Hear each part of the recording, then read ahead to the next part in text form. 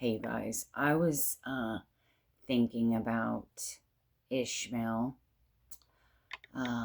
because God did the angel of the Lord, not really God. Now God spoke directly to Abraham, like in the tent. And I guess God directly spoke to Abraham when he first told him about being the father of many nations and they're gonna have a child, right? Well, anyway, one thing led to another as I was thinking about Ishmael and everything, and I knew all those things about him. And see, okay, so Hagar ran away twice. I want to bring up several things like Adam and Eve, King David and King Saul, and then Abraham and Sarah. So, um, um, God said to Adam, he said, because you listened to your wife. Okay. That means that when she offered it to him, or even when the snake was speaking, Adam was next to her. He heard the snake.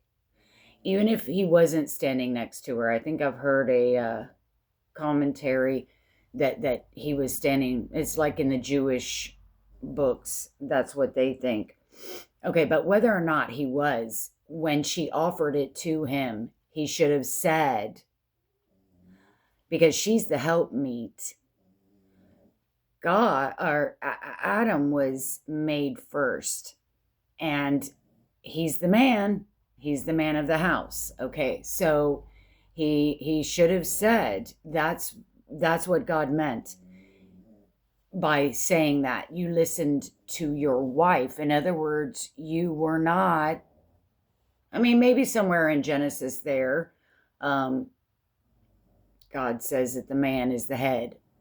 Okay, I think it says something like they're equal, or no, maybe she's the weaker vessel, right? So yes, all of this goes way back to that, like all of it. Okay, so that's what he means. He said, you listened to her. You should have manned up and said, we're gonna obey what God said. God said we can't eat that. Now, I haven't, I don't have it right here to see if she bit into it first, but if she did, he might have seen her, watched her doing it. Maybe she already did. And then he comes up and she's like, oh, here. He still could have said no. He could have said, what are you doing? Maybe whether he walked up after the fact. Okay, so now let's go to Abraham and Sarah. And I don't like the fact that people say that she blames I'm going to call him Abraham, even though he's not Abraham yet, and she's not Sarah yet. But in this account, but people seem, even in commentaries, like I Googled it, they'll say Sarah is blaming Abraham. And that is not how I see it. Sarah says to him, my wrong be upon your head, or you. And then she says, the Lord judge between me and thee. Me and you. Let the Lord judge between you and me. I've heard that somewhere before. I even shared, I think it's 1 Samuel on my posts the other night, because I was listening to it. There is a favorite verse in Samuel, 1 or 2 Samuel, that I've known of. I remember it because I love it. And it is where King David cuts off a piece of Saul's robe while he's hiding. Okay, you can read about it.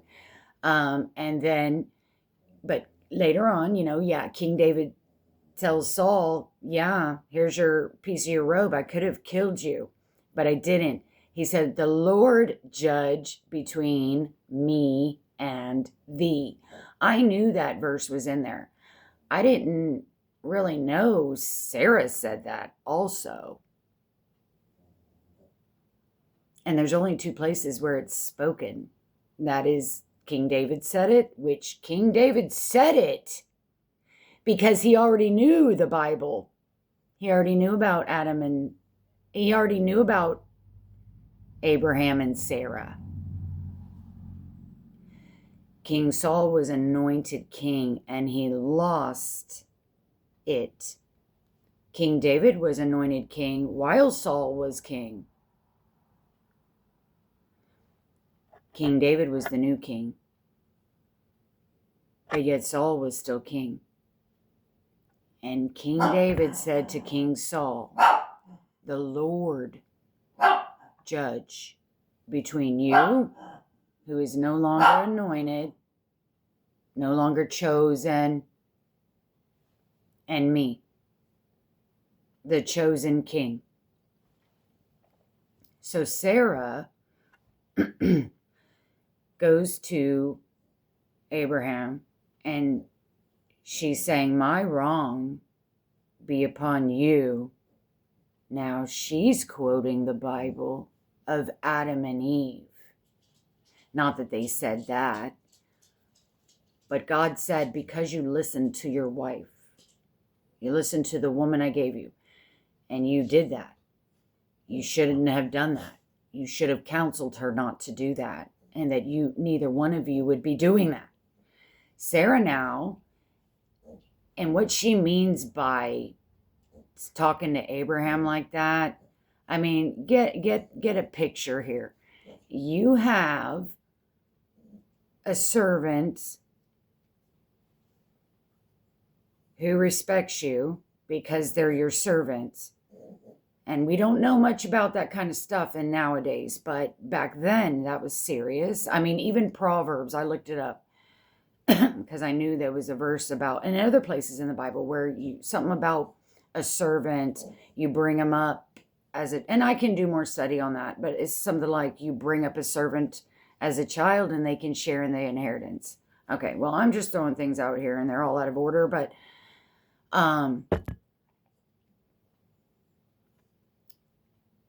when you have a servant and they're getting along, and then once Hagar found out she was pregnant, I'm going to fast forward here. She finds out she's pregnant and she gets an attitude. Sarah goes to Abraham. You know why she said that? What she said to Abraham? She said that not because, hey, I'm not taking the blame for this. What she means is, number one, now there is another, okay, maybe before this, she's saying she's being mean. She's being mean to me because she was conceived. And now I wish I had brought the Bible. But so Abraham, maybe it is the same verse. What she's basically saying is, you didn't stick up for me. You saw her being rude to me. How many of you women out there, if you had a best friend and your husband's, and it still happens to this day, men, they'll kind of stay out of it, right? I mean, men usually would be like, don't call my wife that. Don't talk to my wife like that. Who do you think you are? And those aren't even servants of your wife. But Abraham clearly, obviously saw how Hagar started behaving to Sarah. And Abraham's like, whoa, he's trying to get out of it. I'm not going to get involved here. It's your maid. You can do what you want. So she smacks her around, and Hagar's so upset that she runs away. And an angel of the Lord, again, first time the angel of the Lord said, go back and obey your your master, obey Sarah. In other words, you're getting a little high and mighty. The angel also says, your child is going to be, okay, so I can backtrack later. So Sarah is basically saying, Abraham, you're watching her disrespect me. And then you would think Hagar learned her lesson the first time when she got smacked around and ran away. And then the angel told her to go back and basically be obedient. Stop being a high and mighty, this and that.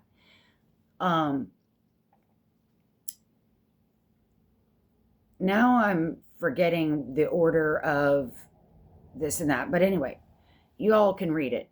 So the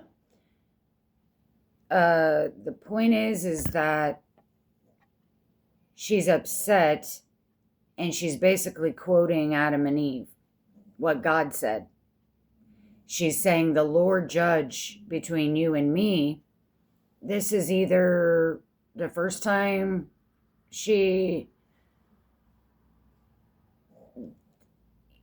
like I said, she ran away one time, and then the second time she got sent away. But my whole deal here is to say that Abraham wasn't sticking up for her. How many of us would be upset if some woman was disrespecting us and our husband just sat there all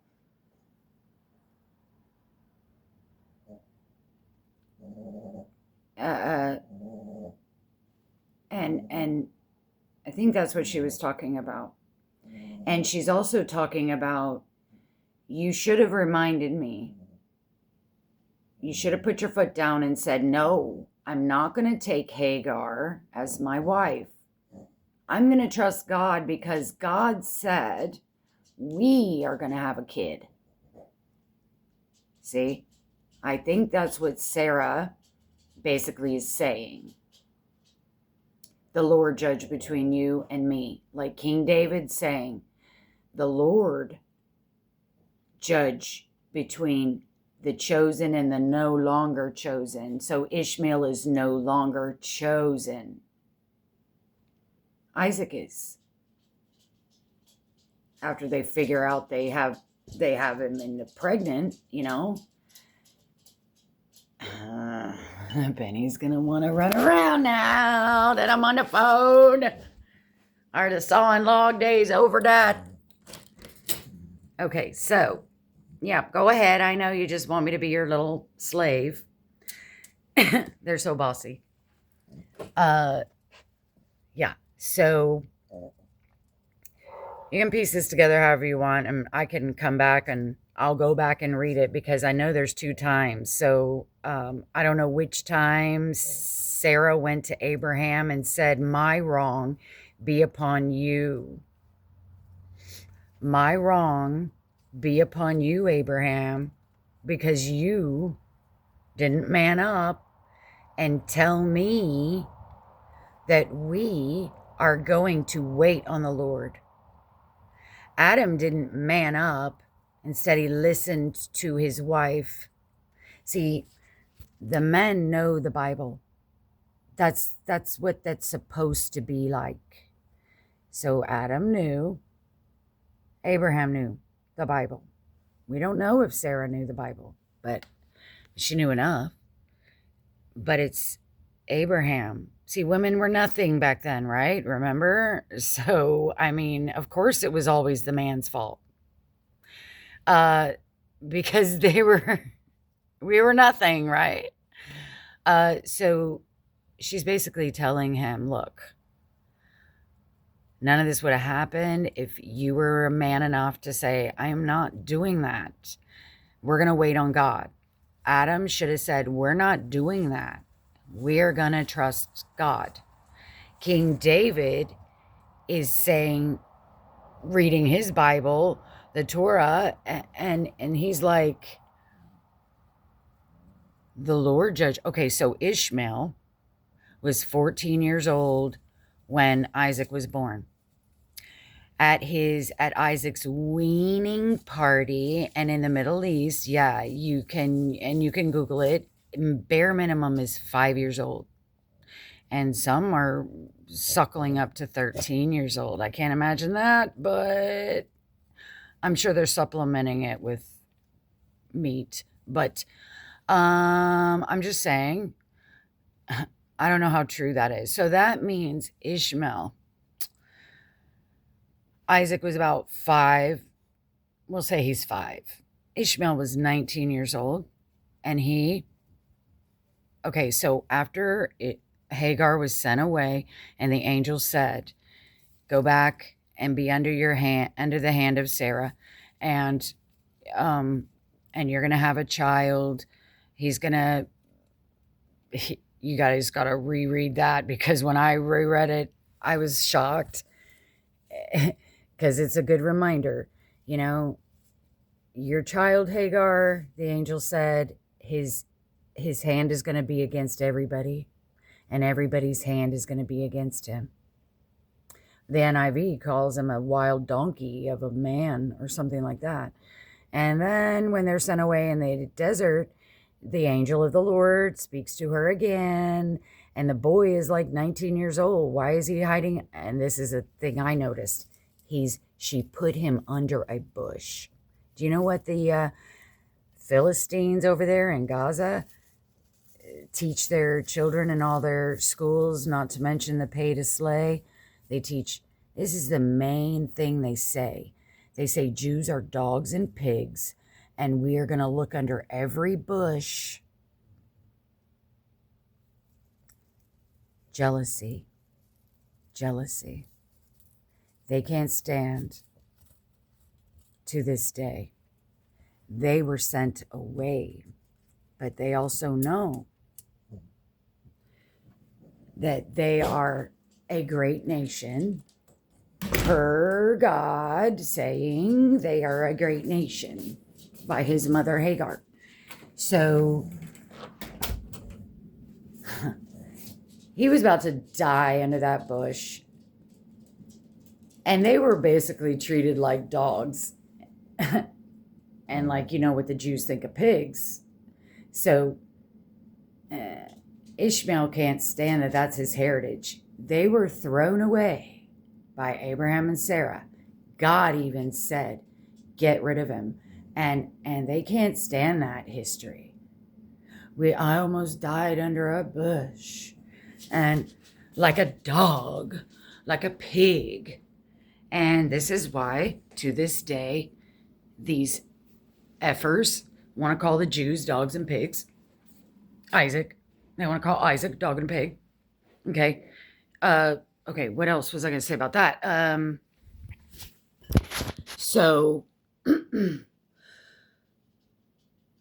Anyway, those are basically my points. So, yeah. Ishmael was probably 19 years old. 19. And what it reads is, it was something about the inheritance. See? Because in the Bible, you can give your servant some of your inheritance. And Hagar was his wife,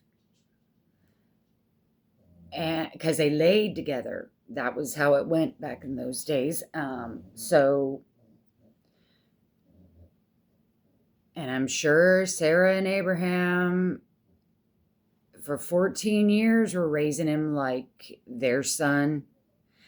And I think I saw a movie, maybe it's in the Bible, when Hagar was giving birth, Sarah was kind of like behind her, so that it would symbolize and kind of be like, hey, I'm doing it too. It's my baby, right? But God told Abraham and Sarah again that it's not Ishmael, because it reads how Abraham's saying, well, can't Ishmael just be the son? I mean, we're too old. He's laughing. Sarah laughed.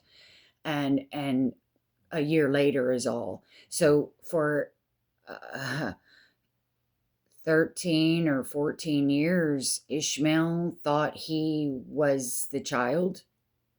And there was only 1 year. There was only 9 months of pregnancy. Well, the Bible says a year later, Sarah gave birth to Isaac. And they had already been told, but they forgot about it since Ishmael came along. So now that God himself shows up with 2 other angels in the flesh and is telling Abraham, and Sarah heard it in the tent, and then and by the way, when God says, "Why do you laugh? Nothing is impossible with God," that wasn't him reprimanding her. That was him instilling faith in her. He's saying, "Hey, I'm going to empower you with some faith here and remind you that with me, all things are possible, because obviously this mess happened, that you listened to your wife, Abraham." And so I guess that's my only point. But if you reread that about Ishmael, and then when they finally sent her away, because, at the weaning party, Ishmael, obviously, he only had a year to reacclimate mentally and emotionally, like as in, you're not it. And he's like freaking 14 years old. Or maybe 13. He was 86 when either she got pregnant or gave birth. And then he was 100 when he had Ishmael. So 13, 14, whatever, 9 months to give a baby. So he only had a year to say, "Hey, you're getting a brother." And I'm sure they filled him in that, why do I always hear weird noises so it's because I have the TV off or my video. So then though, the whole time he's getting weaned, like 5, 13, whatever, Ishmael is still hearing this stuff. They're teaching him the Bible. They're teaching him the word. They're teaching him the history. They're saying that the chosen child is Isaac. And yeah, so obviously, just reading it, Ishmael was being mean to Isaac, like mother, like son. Hagar was being mean to Sarah. She got sent away. And now Ishmael's being mean to Isaac about this inheritance thing. So his ass gets sent away again, both of them this time. See, I don't think that it's about, and even so, okay, so they made a mistake. Why does God have to make them pay, so to speak, by making him a great nation? Why? I don't understand that, other than it's punishment, like Adam and Eve got punished, like all humanity got punished, remember? Now Ishmael is here, and all of humanity is getting punished. Okay? And there is absolutely no way around out of this, because it is written. And another thing I was thinking of that I still don't know if there's a connection, but I do know that the Antichrist will not, even though he is an unholy trinity copycat, masquerading around as an angel of light, Satan. In the end, he's too selfish and narcissistic even to have an unholy trinity. So he isn't gonna, the other two aren't gonna last for long. So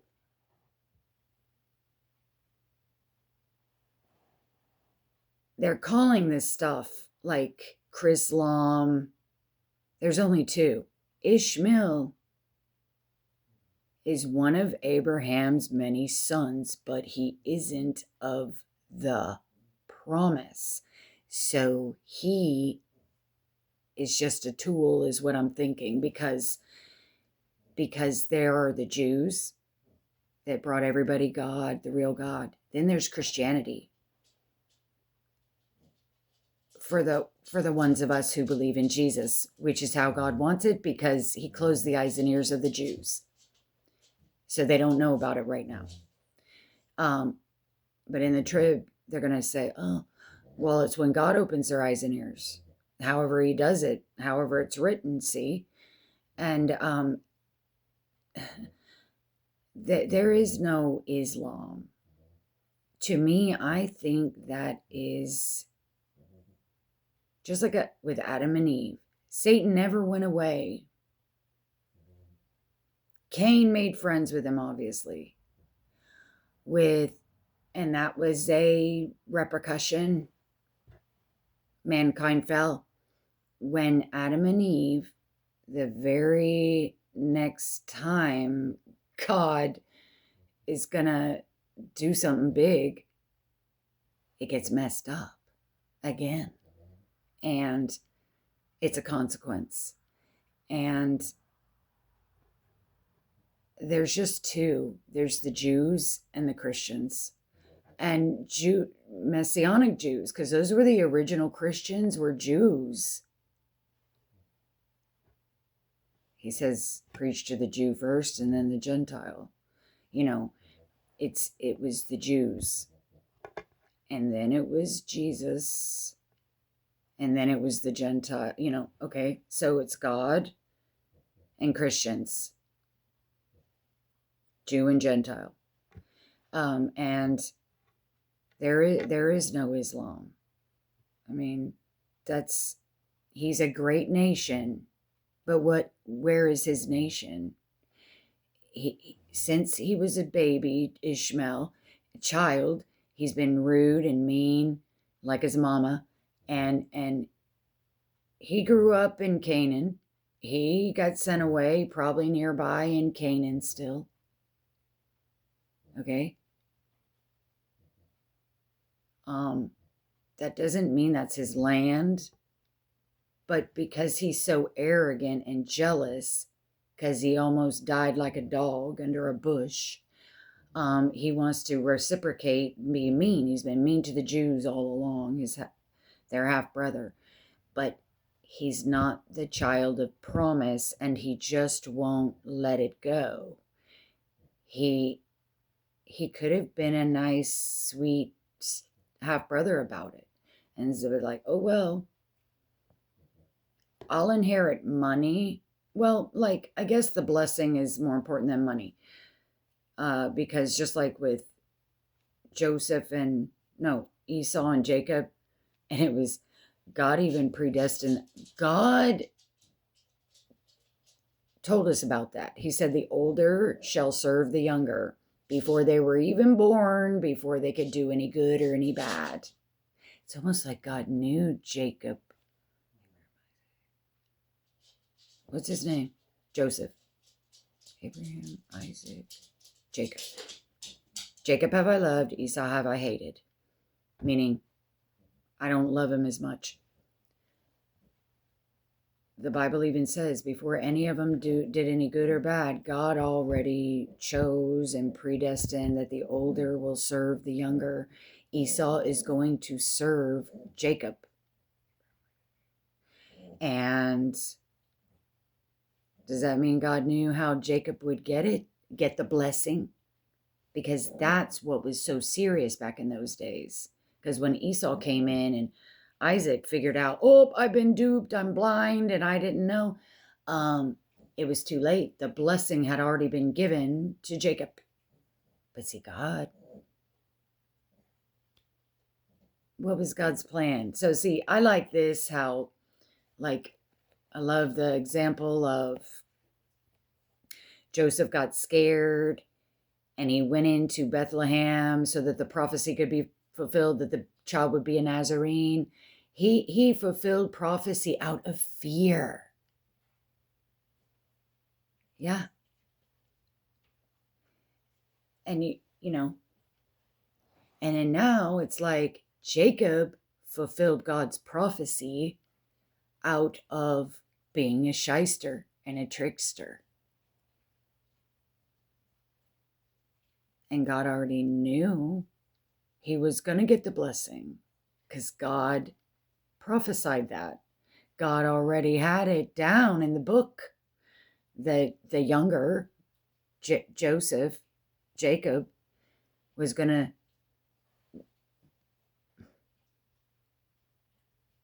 Esau, the older one, was going to serve Jacob. Esau was going to serve Jacob. It's supposed to be the other way around, where Jacob serves Esau. And then Esau married all those pagan women. Remember? There's a lot of lineage through all those wives and all those babies. And it's bad news.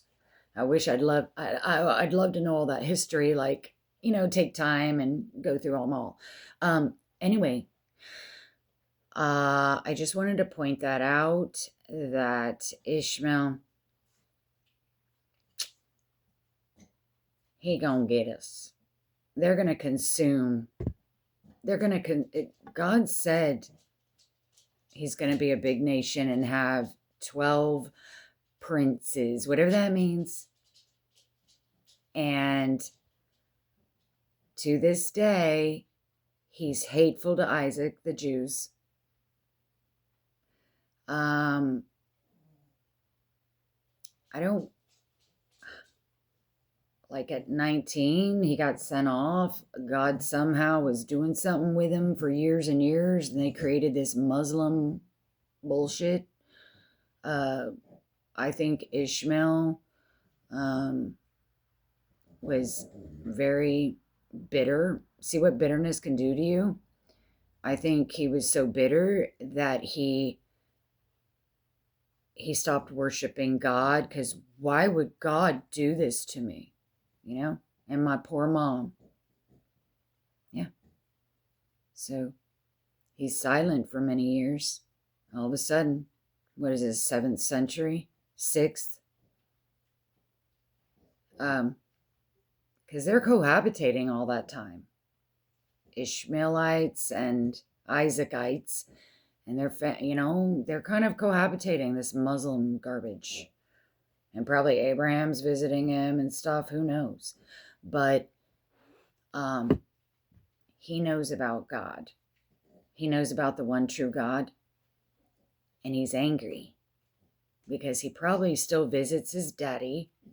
He probably still gets to see Isaac. And yet he's the child of inheritance with the blessing. And he was 19 years old. He never planned to be sent away. He was running off at the mouth. He was showing his ass. And he got dismissed. He had no idea. Thought he was going to stay with Daddy and Mommy Hagar for until he died. Maybe get an inheritance, but he started mouthing off to Isaac about the inheritance, mouthing off to Sarah. I'm sure they had already explained everything to him and Hagar. Albeit it was only a year. But after Isaac was born, there were more years, 5 years minimum. They kept, trying to explain. He probably got more and more bitter as the years went by. And then at the weaning party, he just blew up. He just really showed his ass and got his ass kicked out of the house. God did it.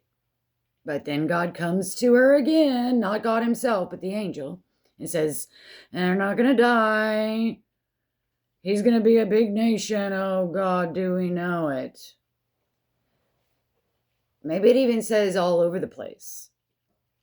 He says his hand will be against man, humanity, and humanity's hand is going to be against him. So, nation, meaning a nationality. but he has no homeland that I know of, unless Abraham cut him a swath of land over there. But once Abraham and Sarah kicked him out, God said to do it and agreed with Sarah.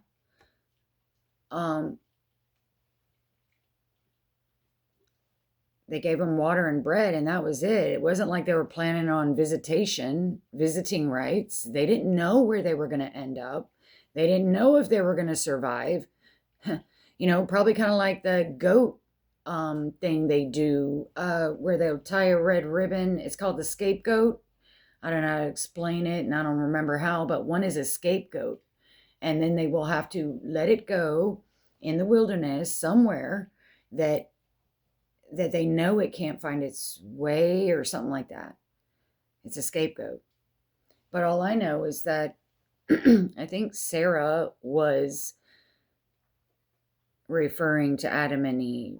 And I think King David was referring to Sarah and Abraham. And I'm just saying that Ishmael, those are some highlights that we should consider. Not just that, but what the Bible says about him. But think about it. He was 14 to 19 years old. He became bitter, jealous. He made up his own God. That's how mad he was. He did not know he was going to get kicked out. He didn't know. Why would you talk to a 5-year-old about inheritance anyway? Unless Isaac was 13 and got weaned. But that's not a nice thing to talk about. He was already taught about it. He's just a bad kid. And Hagar was not good either, disrespecting Sarah. And Abraham, like Adam, just watched her disrespect his wife and didn't stick up for Sarah like he should have. Don't talk to my wife like that. Although she was his wife too by then.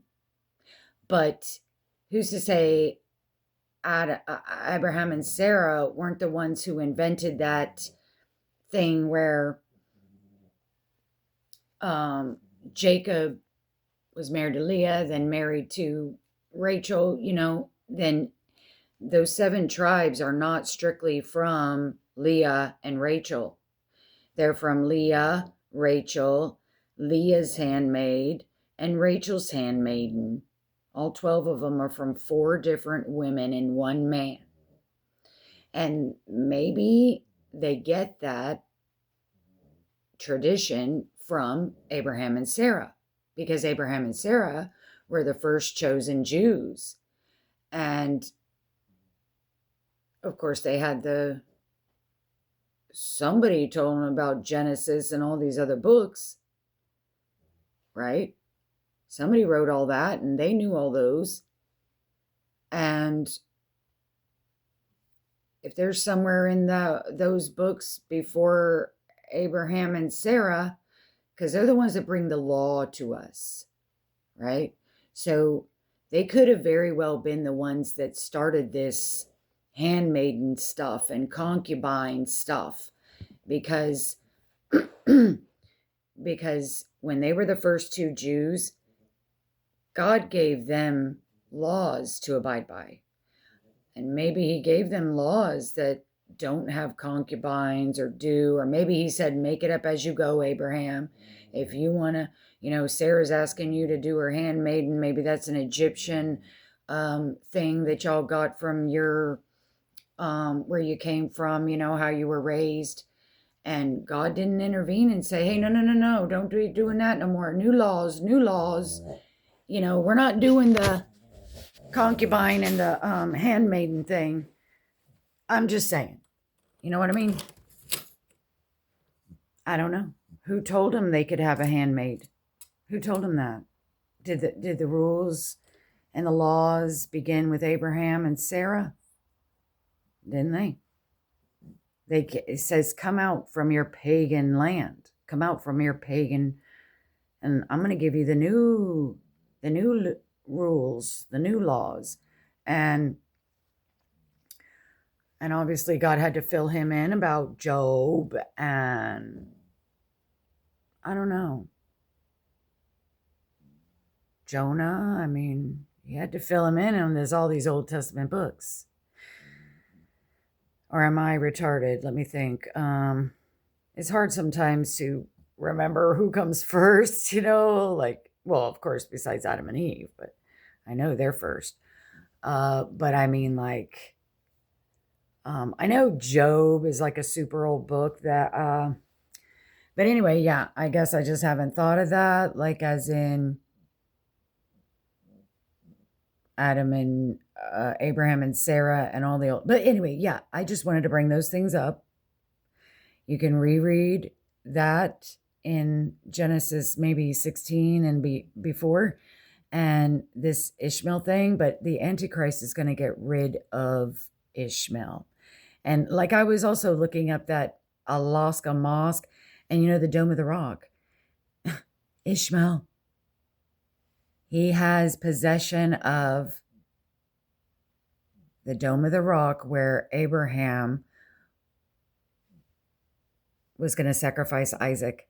That's what's under that dome, from what I've heard. And look at Ishmael. Oh, I've got the Dome of the Rock. And Jesus even said, the Jews will be trampled under by the Gentiles until he says, until the fullness of the Gentiles, which is only God knows. And so, yeah, Ishmael's in on all that. He's not a Gentile, maybe, but I guess he is. But I mean, technically, yeah, he's going to be abusing the Jews until all that sin has been paid for, I guess. But I just wanted to bring those points up about Sarah. If you want to reread it, in King James is what I'm reading it in, because I don't trust certain things. I don't want to read other than only the King James. If I need to get further commentary or another, I'll listen to another. But these translations sometimes get some words wrong, to where when you're meditating and chewing the cud, you might be chewing something that shouldn't have been said like that. They like put, I've noticed it just recently when I looked at, when that stupid Google gave me a version I didn't ask for. And I already knew the verse, and I'm like, it's not sounds like this. So, I don't know what you're doing with that, but there's nothing wrong with other translations. I'm just saying. So I read it in the King James about Ishmael and Sarah and Abraham. So you can reread all that if you want to. And maybe with new eyes, when Sarah, even Google and commentaries will tell you that she's basically blaming. They also say that about Adam and Eve. They'll say, blame, blame, blame. But really, you only turn to blame when, I guess, you're wrong. Adam knew he was wrong. Sarah is going by history and telling Abraham, hey, I may have been wrong, but I defer to Adam and Eve. It's on you, because you should have said no to my handmaid, to my offer. You should have told me to be patient. But obviously Abraham was doubting as well. And this is so I was saying, with that one example, fear with Joseph fulfilled a prophecy that the child would be a Nazarene. Otherwise, he was going to go somewhere further in, right? Now, and God knew all this. God knew Adam and Eve would do that. He didn't stop them. He didn't stop anything And he even made the kid a mighty nation. He didn't have to do that. But he did, because he has a plan, and we're going to know it eventually when we get to heaven. So all this is just like food for thought. And it is, and if you knew Hebrew and wanted to read those things in Hebrew, I could be wrong. I'm reading it in English, in King James. So maybe in Hebrew, it's obvious that she was blaming Abraham. Okay? And I know Adam blamed Eve and Eve blamed the serpent, but that's all after the fact. It's because Adam knew he should have said to Eve, but God already knew. God knows what tests and trials to give us, which ones will fail, and which ones are our free will choice to obey. And some tests and trials, it's almost like he sets us up to fail, because he actually already knows we'll fail. And don't think we are better than Adam and Eve. He gave them a test that obviously he knew they were going to fail. Abraham and Sarah obviously knew they were going to fail, because he made their child a great nation. So don't think he won't do that to us. And then our mistakes, that we failed that test, sure, there might be some consequences. But who's to say that those, just like in Romans, I love that argument. He's like, well, why? He's like, if you made one for a vessel of destruction and one for a vessel of honor, who's to blame? It's not their fault. Judas, do you think he asked to be, I mean, come on. He had a birth. He was born. I mean, when he was a baby, can you imagine? That's your destiny, and you don't even know it. But he was a shyster, and as it wasn't. All I'm just saying is, yeah, there are some evil people out there that God does know their destiny is to be evil and for a purpose. And then he also knows his chosen, that there are some tests we will fail and cause some consequences that might damage us or others. But for some reason, he'll let it happen, like he did with Adam and Eve, and he did with Abraham and Sarah. Okay. Sorry, this is all unorganized, but yeah. Just food for thought. And yeah. Like that Chris Long, and how everything's always like, oh, they're children of Abraham. That is not. It's only one God. And that includes the Jews and the Christians. One God.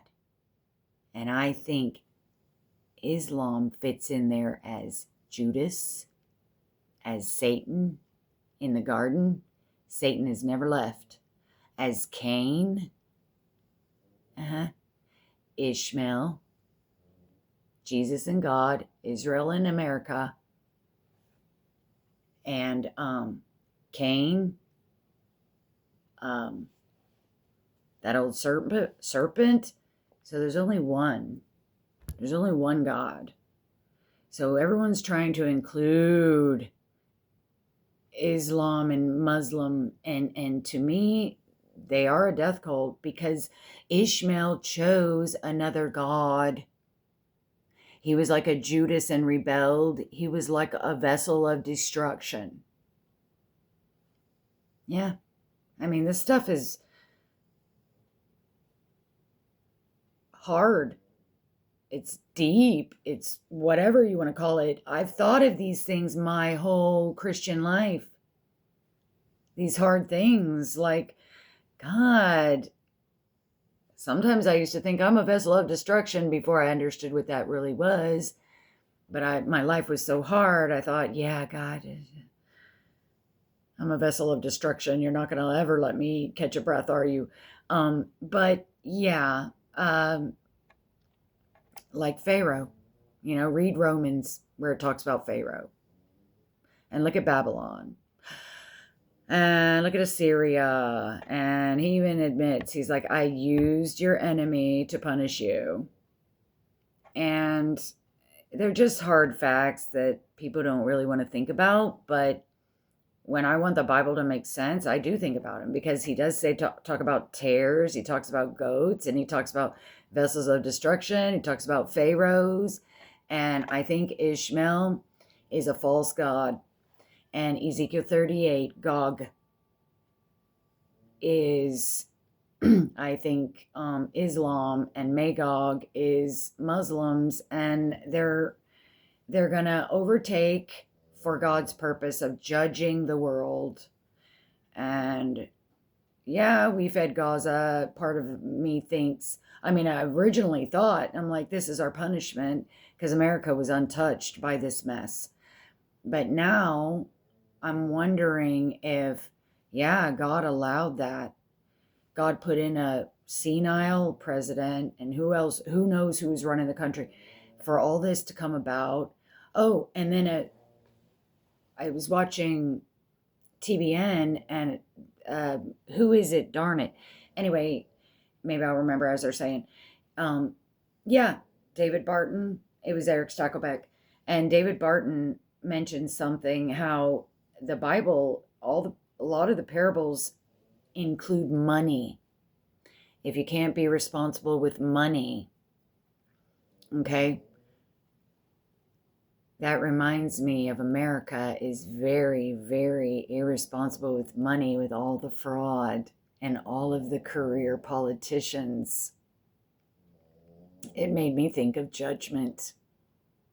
So Ishmael is invading, and the senile President Biden is judgment, getting the ball rolling, getting the party started. Jesus says, there is a fire, and what if it were already kindled? He says, I wish it were already kindled. He's chomping at the bit. I don't know where that phone is, but something about, yeah, I have a fire to, so Jesus, yeah, he says, I have not come to bring peace, but a sword, and your own family household is going to be against each other. It's so you don't get comfortable in this world. But anyway, I think the fire, he said, what if it were already kindled? The match. He said, it's already on fire. I wish it were ablaze. In some other comment, whatever, other versions. Oh, how I wish it were ablaze. Jesus wants this place ablaze. He is letting it run amok. America and their greed for presidency. They will beg, borrow, and steal, whatever that term is, to be a president, and open the borders, and to do this, and it's because they want a one world government. Did you watch the Ben Shapiro video I put on my post? That's why the left are so nuts right now. That's why they're all berserk. And then somebody else reminded me of that. Oh, darn, I'll put it in the comments. 2 Timothy, something about the whole world is going to run after deception. It's not the one in Thessalonians where they're willfully ignorant or willfully want to believe the lie, but it's, I forgot about that verse, but somebody brought it up, and it's true. So the left want to, and Tucker, the clip is in the Ben Shapiro video. Tucker is saying something about, yeah, China. These people want to tear down America because they don't want America to be a superpower, because they want China and Russia to become with us, and we have a one world government. And that's in the Bible. That's prophesied. They already have the one world currency waiting in the wings, ready to be implemented. Okay? Trump knows about it. I mean, I don't know why. Trump knows it's there. He just he's like, I ain't going to implement that. Why would I do a world currency right now? Why? It's because Trump isn't the one. I think it's the last Trump. I think God is going to do a quick work and cut it short in righteousness, just like he has said for 2,000 years. And I think America is going to get judged. I think we are getting judged for, feeding Gaza, which was basically Biden's doing. And because God knew that if Trump was in office at that time, he wouldn't have done it that way. Hopefully, maybe, possibly not. And then so God wanted that so that he could fulfill his own prophecies, you guys. You cannot pray away prophecy. And we may not know it all the prophecies, but God knows them. And he knows when he's coming back, the rapture. He has known it since the beginning of time. He knows the date. And he waits on no man. He's not waiting for that last sheep. He's not waiting for a revival. He is not waiting on anything. He has that time. And I know man has their free will, but there are things he could do to make that free will wake up. So whatever these lost sheep are, he'll make sure they wake up. Just like when he's going to open the eyes and ears of the Jews, and they're going to say, blessed is he who comes in the name of the Lord. Because when all this that they're screaming for, because they're in the Bible, they're deceived and they want to believe the lie, they're all done with. But the ones who are sleeping or they don't know what's going on, maybe they're part of that group too, but something is going to wake them up. And it could be anything. The normal ones like us, but who are not living for Christ, this Islam is going to wake them up. That's one example. But like if there's others that are harder to wake up, he knows how to wake people up, you guys. So we just work and do our work. But we're not going to be doing our work hoping he'll wait and not come back another day. No, that ain't gonna happen. He has known from the beginning of creation when the rapture is, when all this that's why all these dominoes are falling. But anyway, okay, I'm going around in circles. Sorry. God bless you guys, and bye-bye.